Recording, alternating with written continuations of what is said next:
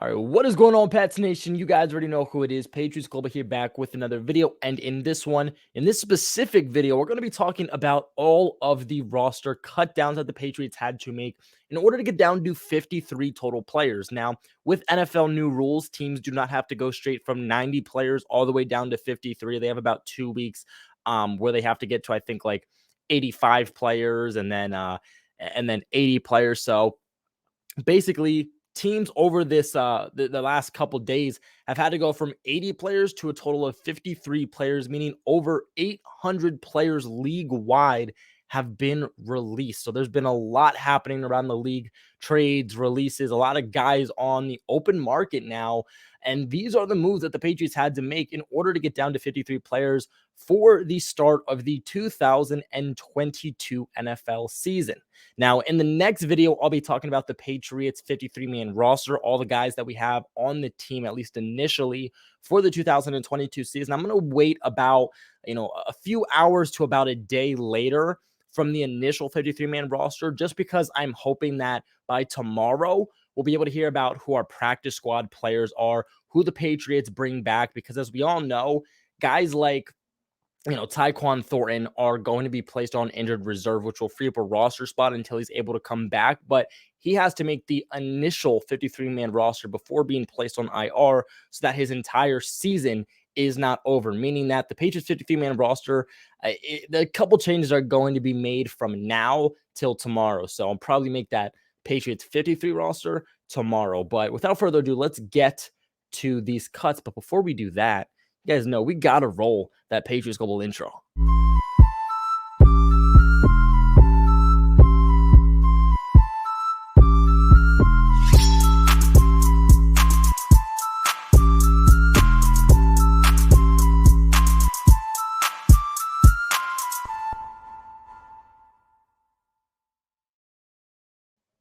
All right, guys. So if we go over here, and thank you to Pat's Pulpit for actually posting all of these. He's just this is essentially one of the best websites when it comes to Patriots news that I just like to reference.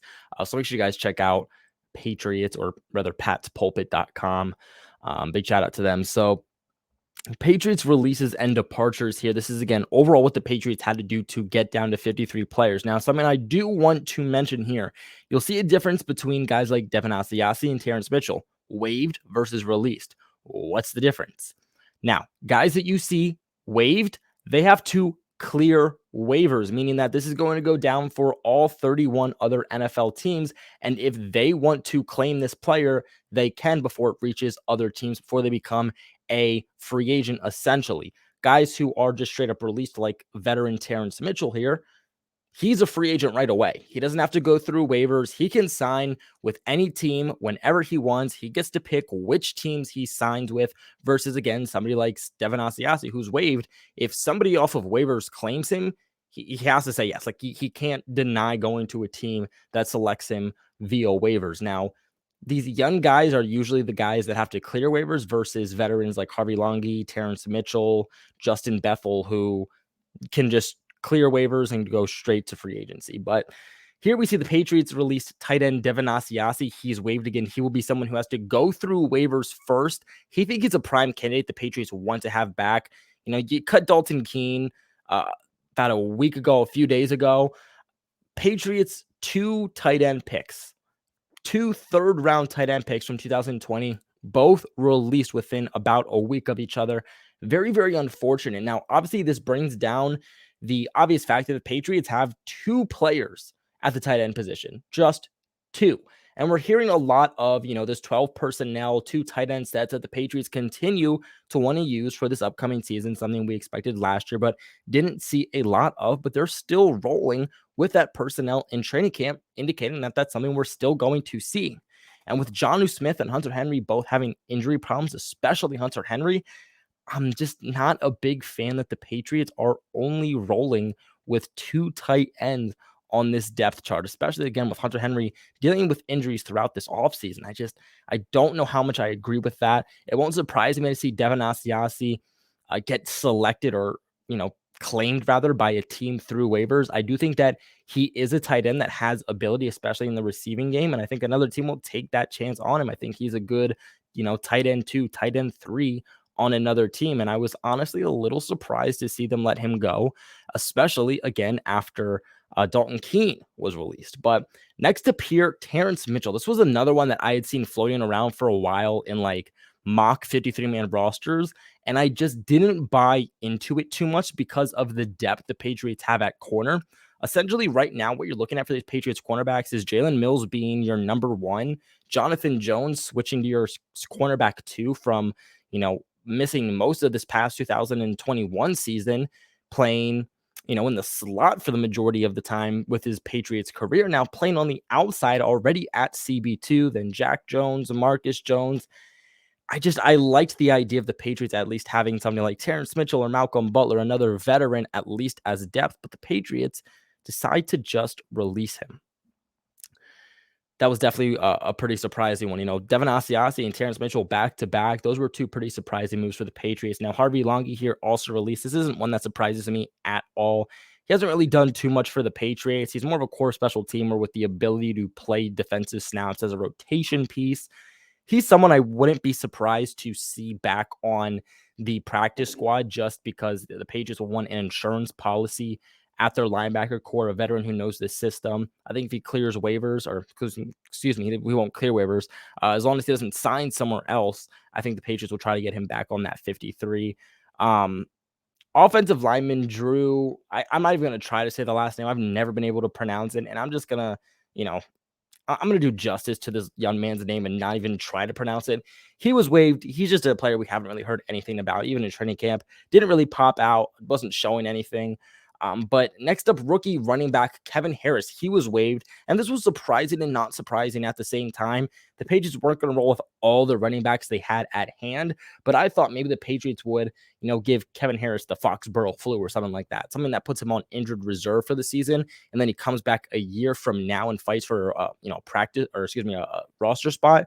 I think we saw more from Kevin Harris than we actually saw from somebody like Pierre Strong. And we didn't see too much from Kevin Harris, but we did still see abilities, not from a consistent level, but we did still see abilities. But, at the end of the day, after he put up 2 fumbles against the Raiders, one of which he lost, this was probably coming for him. I do think the Patriots will try, especially as a 6th-round pick.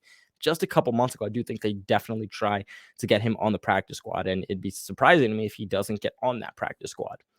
Now, next up is guard Allrington Hambright. I always mess that up. He was waived. He's a guy that I could see getting claimed by another team, but if he doesn't get claimed, I 100% believe that the Patriots will try to bring him back. He did a really, really good camp. He was someone that I've seen some people have on their 53, some people didn't have on their 53. I think if Chase and Hines, the rookie, was not able to come back, then I think someone like Hambright does make the team, but with Hines coming back just right before the 53-man roster cutdowns, Hambright, unfortunately, is the guy that just had to get cut because of it. Now, next up, one of the most surprising moves here from the entirety of these 53-man roster cuts was cornerback Justin Bethel released. I did not see this coming, guys. I absolutely did not see this one coming. I thought Justin Bethel was a guy that we could actually see play a little bit more in the secondary this upcoming season. Throughout his tenure with the Patriots over the last few years, we've seen this happen a couple of times where he's played defensively, played at outside corner for the Patriots, and he hasn't been bad. Is he someone I want to see as a starting piece for the Patriots? No, but as a depth piece, as a rotational piece in the secondary, especially after releasing Terrence Mitchell and Malcolm Butler, you'd think they'd want to keep someone like Justin Bethel, especially with his special teams abilities, a special teams ace, one of the best in the NFL at being a special teamer, especially with Matthew Slater. But I think the Patriots just looked at him more as a special teamer, and they said, you know what, we're trying to get younger. How many more years does Justin Bethel have in the NFL? And do we want to risk, having somebody like Justin Bethel on the team and risking a young buck, let's say like a Brendan Schooler? So I think that's essentially what this one came down to. Now, defensive end Henry Anderson was placed on the injured reserve. He signed a 2-year extension with the Patriots. Or not a 2-year extension, a 2-year contract with the Patriots. He restructured his contract this offseason. This was a little surprising to me. I think that he's actually played pretty good this offseason in training camp and even in the preseason. He's been one of their best run-stopping defensive linemen.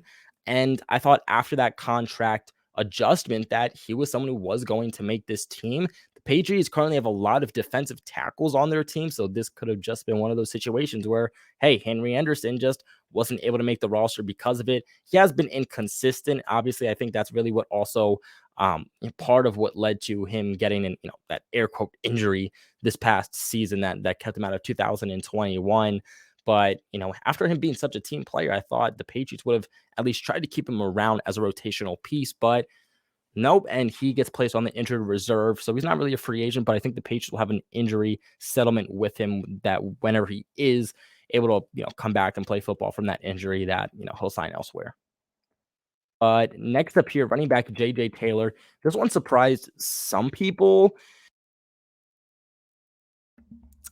I mean, I would say for me personally, it wasn't too much of a surprise. I had a hard time imagining JJ Taylor making this roster, but after Kevin Harris was also cut, it seemed like it was going to be like a Kevin Harris or JJ Taylor making the roster. Both of them definitely weren't going to.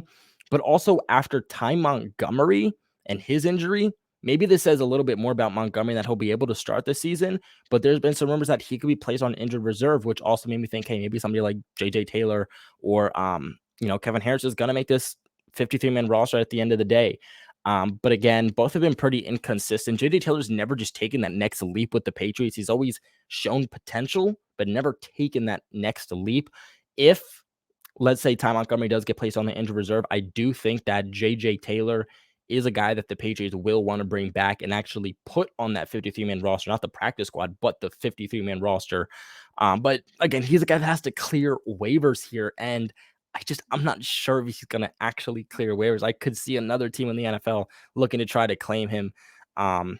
So I think JJ Taylor could be as good as gone.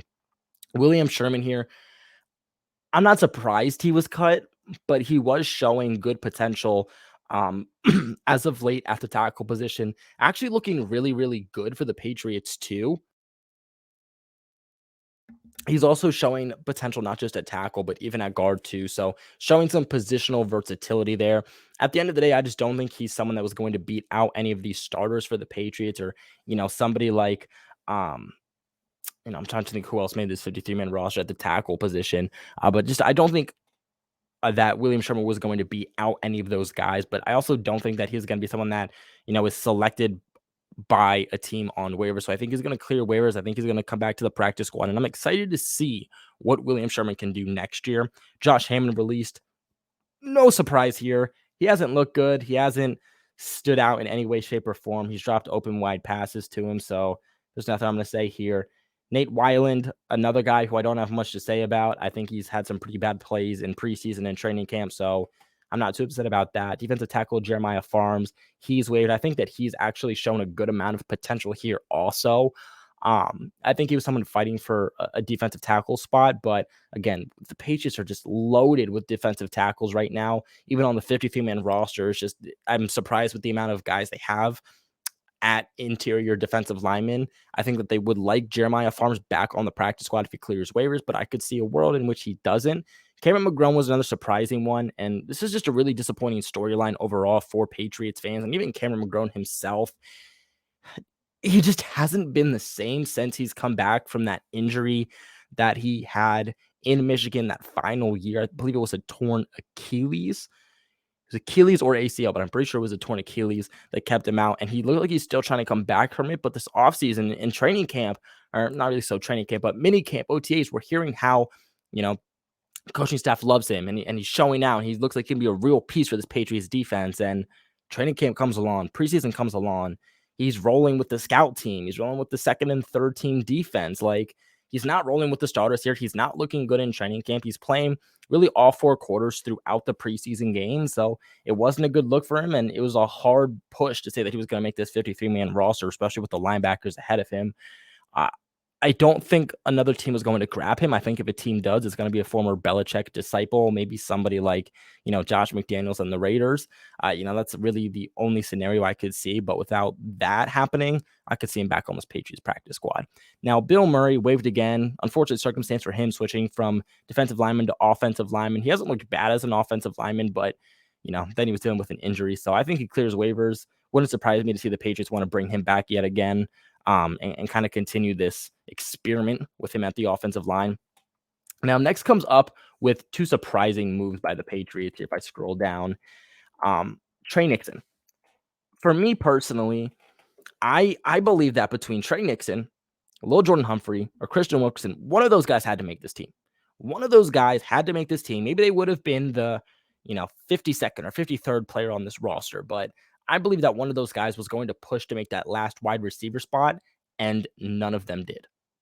None of them at all. And it surprised me. It was surprising that the Patriots didn't even try to trade one of those guys. I think they're hoping that they're able to get those guys back on the practice squad at least. But Trey Nixon here, he was released. He has to clear waivers. Lil Jordan Humphrey, he is released. He has to clear waivers also. I think that it's going to be a tough scenario for the Patriots to have Trey Nixon and Lil Jordan Humphrey both clear waivers. I just don't see a world in which that's going to happen. I think one of those guys, if not both of those guys, is going to get claimed. I could see Trey Nixon going to the Raiders. I could see Lil Jordan Humphrey going to a plethora of different teams with how he's played this offseason and in training camp and in the preseason, especially with someone like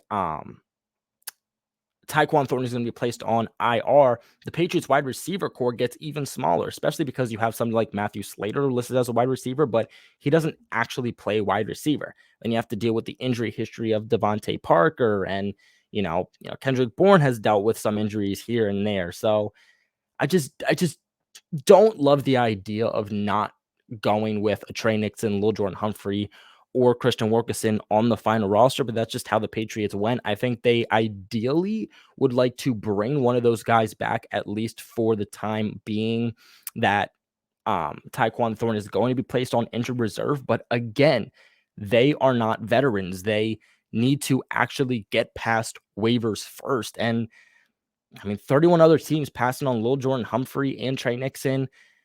It's going to be a tough scenario for the Patriots. I think ideally we all want to see Lil Jordan Humphrey be a piece for the Patriots on this offense, at least while Tyquan Thornton is out.